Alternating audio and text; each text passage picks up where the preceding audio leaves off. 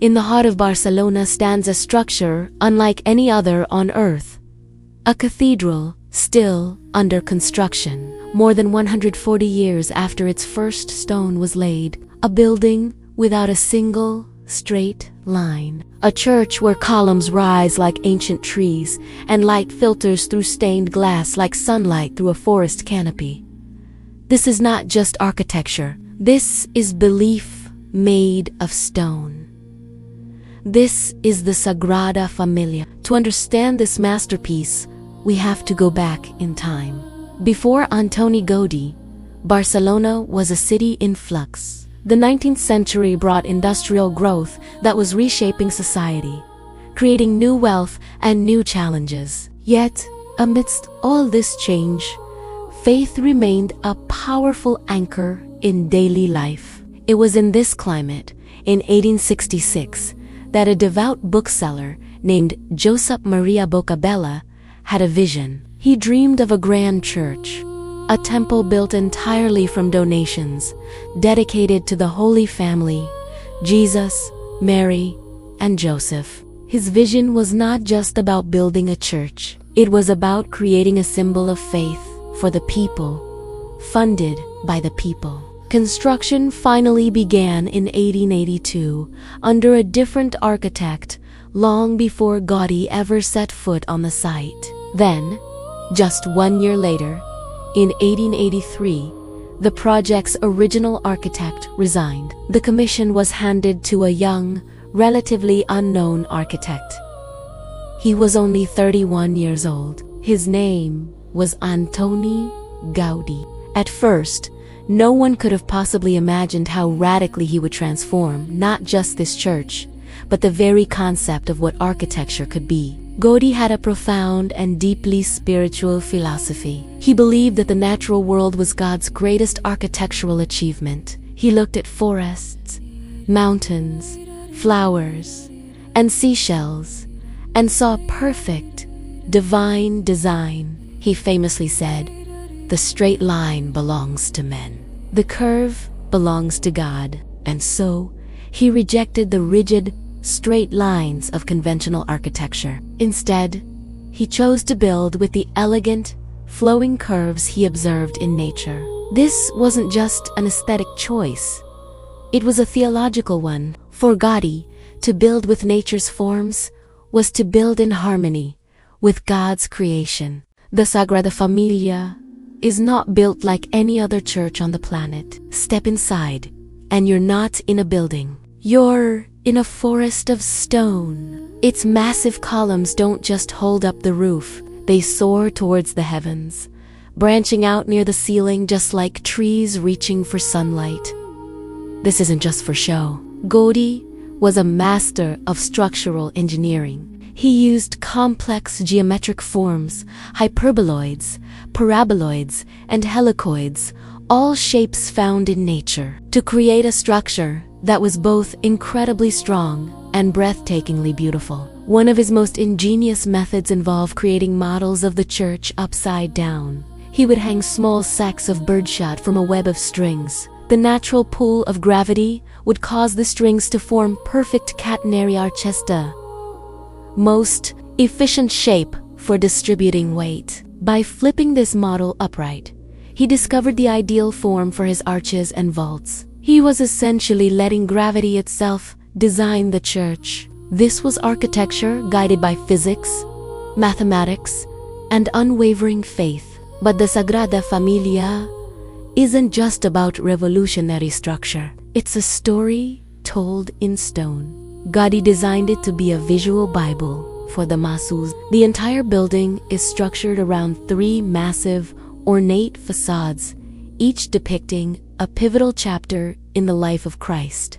First, there's the Nativity facade, the only one largely completed during Gaudí's lifetime. It faces the rising sun in the east, symbolizing birth and new beginnings. It's an explosion of life, intricately carved with scenes of Jesus' birth and childhood, surrounded by exuberant sculptures of plants, animals, and angels.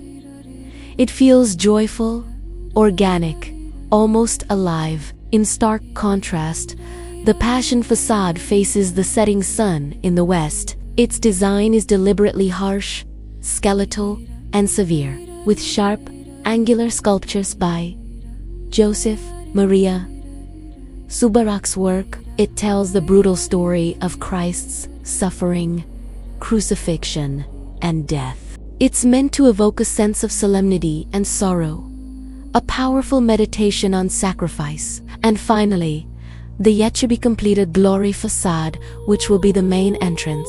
It faces south, basking in direct sunlight, representing Christ's resurrection and his path to eternal glory. This facade will depict scenes of the Last Judgment, heaven and hell, serving as a final, monumental chapter in this epic stone narrative. Each facade is a world unto itself, a chapter carved with breathtaking detail. As the years went by, the Sagrada Familia became Gaudí's singular obsession. He poured all his energy, all his money, and all his soul into it. In his later years, he abandoned all other projects and worldly possessions. He lived a simple, almost ascetic life, even moving into his workshop on the construction site. The church was his life's work, his prayer in physical form. Then, in June of 1926,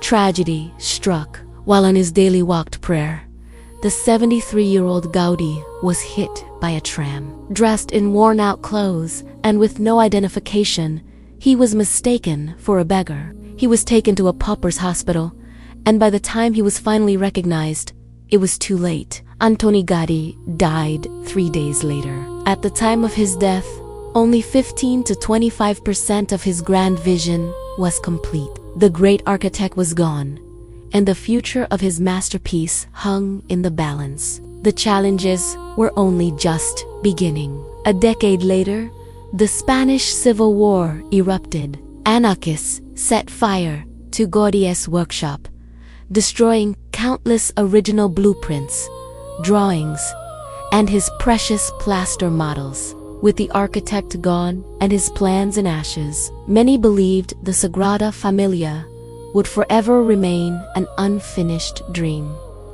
a magnificent ruin. But the spirit of the project refused to die. A dedicated team of architects and craftsmen painstakingly salvaged what they could from the wreckage. They pieced together fragments of the models, studied surviving photographs, and used advanced geometry to reverse engineer Gaudí's complex designs.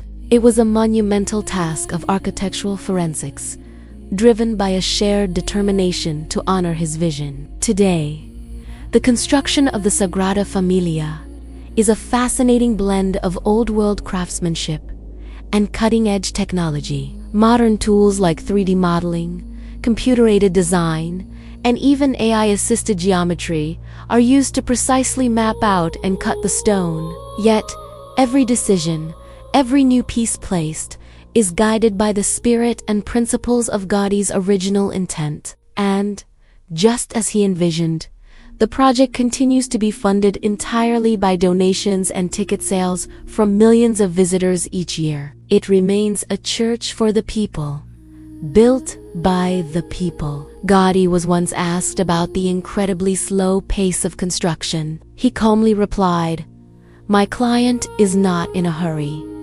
He understood that he was building something that transcended his own lifetime. The Sagrada Familia was never meant to be rushed. It is a testament to patience, a symbol of faith passed down through generations. It represents the idea that some things of great value require the collective effort of many hands over many years.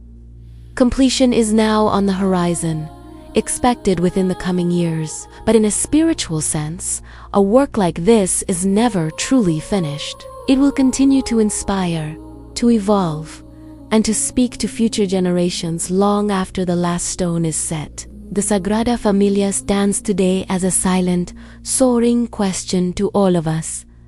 What are we building that will outlive us? What legacy of beauty, faith, or meaning are we leaving behind for those who will come after? If this story inspired you, Remember that the greatest things in life are not built for speed. They are built for meaning. Thanks for watching. Subscribe for more stories that shape our world. This isn't just history. This is legacy.